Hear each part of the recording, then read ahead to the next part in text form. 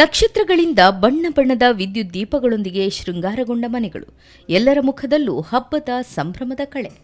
ಗ್ರಾಮದ ಚರಾದರ್ ಜೊತೆಗೆ ಊರ ಮಂದಿಯ ಮನೆ ಮನೆ ಭೇಟಿ. ಹೌದು, ಇದು ಕರಾವಳಿಯಲ್ಲಿ ಕ್ರಿಸ್ಮಸ್ ಮುನ್ನಾ ದಿನಗಳಲ್ಲಿ ಕಂಡುಬರುವ ದೃಶ್ಯಗಳು.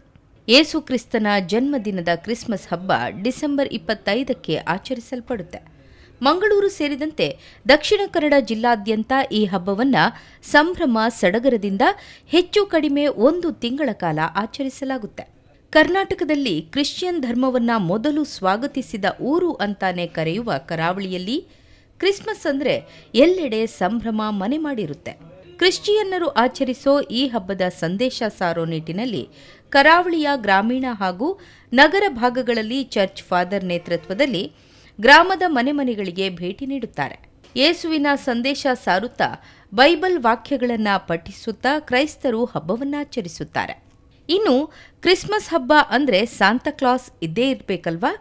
ಹೌದು, ಗ್ರಾಮ ಭೇಟಿಯಲ್ಲಿ ಮನೆಗೆ ಸ್ಯಾಂತಾಕ್ಲಾಸ್ ಬಂದ ಅಂದರೆ ಮಕ್ಕಳಿಗೆ ಖುಷಿಯೋ ಖುಷಿ. ಸಾಂತಾಕ್ಲಾಸ್ ಅಜ್ಜನೊಂದಿಗೆ ಕುಣಿಯುತ್ತಾ ಪಟಾಕಿಗಳನ್ನು ಮಕ್ಕಳು ಸಿಡಿಸಿ ಸಂಭ್ರಮಿಸುತ್ತಾರೆ. ಬಾಲಕ್ರೈಸ್ತನನ್ನ ಮನೆ ಮನಗಳಲ್ಲಿ ತುಂಬಿಸಿಕೊಳ್ಳುತ್ತಾರೆ. ಜೊತೆಗೆ ಕ್ರಿಸ್ಮಸ್ ಹಬ್ಬಕ್ಕೆ ತಯಾರಿಸುವ ತಿಂಡಿಗಳು ಬಾಯಲ್ಲಿ ನೀರೂರಿಸುತ್ತವೆ. ಅಕ್ಕಿಯಿಂದ ತಯಾರಿಸುವ ಕುಸ್ವಾರ್, ಕ್ರಿಸ್ಮಸ್ ಕೇಳಿ, ಗುಳಿಯಪ್ಪ, ವಡೆ ಸೇರಿದಂತೆ ನಾನಾ ತಿಂಡಿ ತಿನಿಸುಗಳು ಕರಾವಳಿಯ ಕ್ರಿಸ್ಮಸ್ ಸ್ಪೆಷಲ್. ಜೊತೆಗೆ ಯೇಸುವಿನ ಜನ್ಮದ ಸಂದೇಶ ಸಾರೋ ಗೋರ ಆಕರ್ಷಣೆ.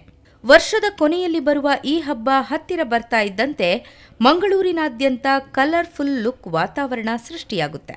ಅಲ್ಲದೆ ಪ್ರತಿ ಮನೆಗಳಿಗೆ ಹೋಗುವ ಫಾದರ್ ಒಂದು ಕಡೆ ಇತಿಹಾಸವನ್ನ ಸಾರಿದ್ರೆ ಇನ್ನೊಂದು ಕಡೆ ಸಾಂತಾಕ್ಲಾಸ್ನ ಎಂಟರ್ಟೈನ್ಮೆಂಟ್ ಎಲ್ಲರಲ್ಲೂ ಸಂತಸ ಮೂಡಿಸುತ್ತೆ.